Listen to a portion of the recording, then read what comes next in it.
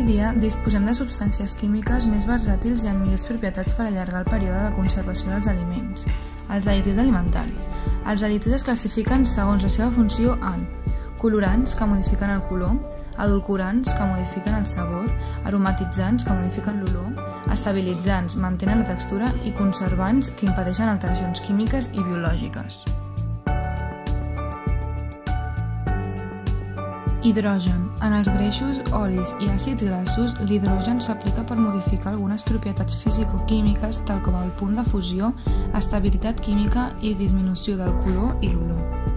Nitrogen. És una de les formes més naturals de donar-li protecció als aliments dels efectes no desitjats de l'oxigen. L'aigua. És un compost essencial de molts aliments per realitzar aliments deshidratats i congelats que segueixin la presència de l'aigua per la seva conservació. Els lípids poden utilitzar-se com a reserva energètica pel fet que aporten més del doble d'energia que la produïda pels glúcids. Els carbohidrats es converteixen dins del cos en glucosa, un sucre que necessiten totes les cèl·lules de l'organisme. En ser cremats proporcionen l'energia necessària per realitzar les activitats diàries. Les proteïnes són imprescindibles per un correcte funcionament cel·lular i són les encarregades de formar els anticossos que protegeixen l'organisme de les infeccions.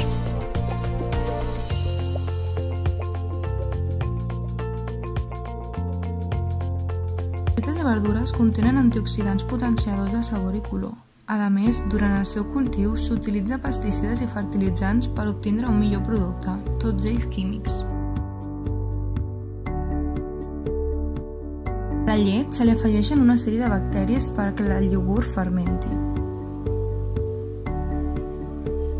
Aquests bacteris també es troben en el nostre intestí prim i ens ajuden a desfer-nos de bacteris nocius. És un aliment molt recomanable. La seva composició química canvia segons el tipus de llet utilitzada, llet de vaca, llet de cabra, d'ovella, etc. I els ingredients i la manera d'elaboració determinen el tipus del iogurt. Líquids, cremosos, desnatats, amb fruita, etc.